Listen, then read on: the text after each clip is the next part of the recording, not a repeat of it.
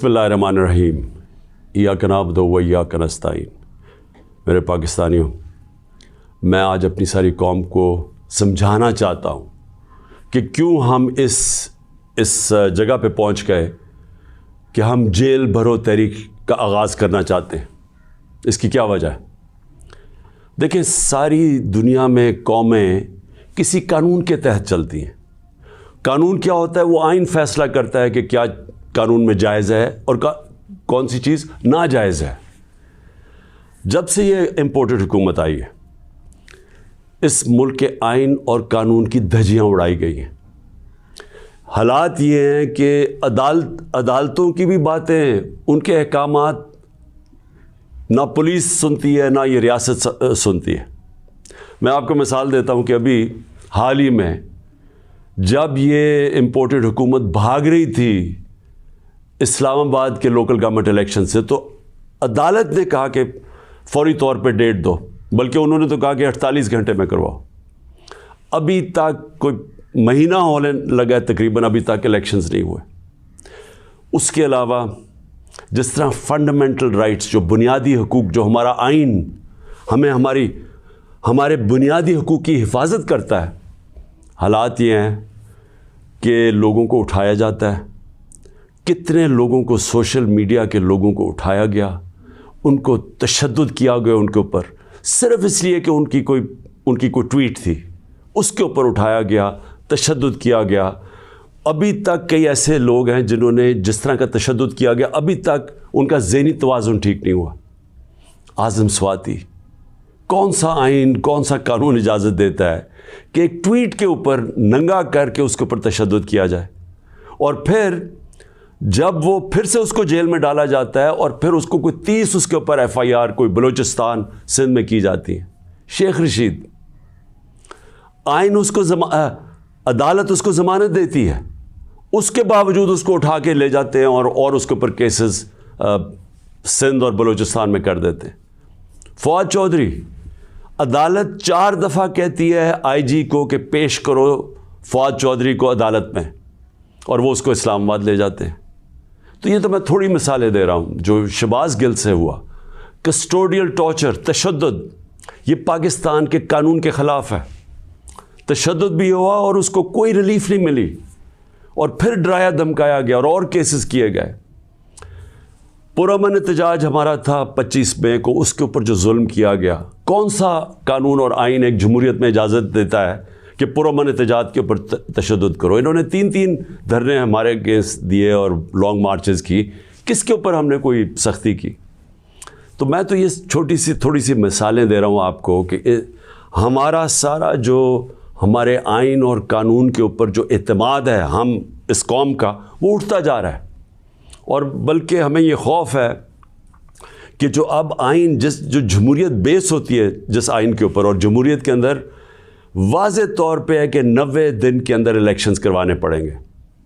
हमने अपनी 2 हुकूमतें पंजाब और सिंध में क्यों गिराई, डिज़ोल्व की? खुद कोई ऐसे नहीं करता। हमने सिर्फ आइन को सामने रख के की कि हमें जब पता था कि 90 दिन के अलावा आप आगे नहीं जा सकते, तो हमने उसको सामने रख के इलेक्शंस की तरफ गए, इसलिए कि मुल्क एक बहुत बड़े बुरहान का शिकार है, एक पॉलिटिकल इंस्टेबिलिटी का शिकार है। और जब तक इस मुल्क में सियासी इस्तेकाम नहीं आता, हमारी माशत नहीं ठीक होने लगी।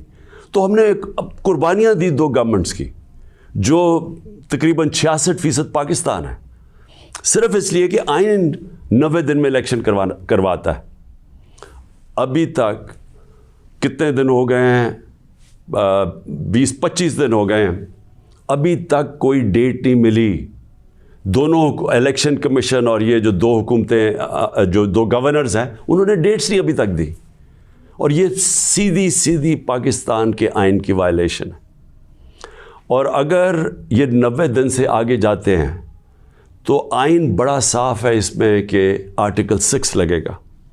ये सारी कौम अब देख रही है पाकिस्तान की अदालतों की तरफ, और मैं ये वाज़े करना चाहता हूँ, ये वो पाकिस्तान में वक्त आ गया जो जस्टिस मुनीर मोमेंट हम कहते हैं, कि एक दफ़ा डॉक्ट्रिन ऑफ नेसेसिटी के तहत हमारी जो इस कौम का डाउन स्लाइड शुरू हुआ है, जो निचला सफ़र शुरू हुआ है, वो जो फ़ैसला था کہ ڈاکٹرن آف نیسیسٹی کے تحت آئین کو پیچھے ہٹا کے ہم نے طاقت کے ساتھ ہماری عدالتیں گئی. تو آج بھی وہی وقت ہے, سارا پاکستان دیکھ رہا ہے, ٹائم بدل چکا ہے. اگر یہ ہم نے دیکھا کہ اس سے آگے جاتے ہیں تو ہم نے یہ پلان کیا ہوا ہے کہ ہم نے اپنے آئین, اپنے ملک کے قانون کے رول آف لاء کے لیے, انصاف کے لیے ہم نے یہ جیل بھرو تحریک کا فیصلہ کیا, کیونکہ ہمیں کوئی نظر نہیں آ رہا کہ یہ جو وہ لوگ جن کی پر کرپشن کے کیسز, انٹرنیشنل انکشاف ہوتا ہے پینما کا, جس میں پتہ چلتا ہے کہ مریم نواز 4 مہنگے ترین لنڈن کی اپارٹمنٹس, جو کہ لنڈن کے سب سے مہنگے علاقے میں, اس پینما کے انکشاف میں پتہ چلتا ہے کہ اصل مالکہ ان کی مریم نواز تھی. اس کے بعد سارا ٹرائل ہوتا ہے, سزا ہوتی ہے.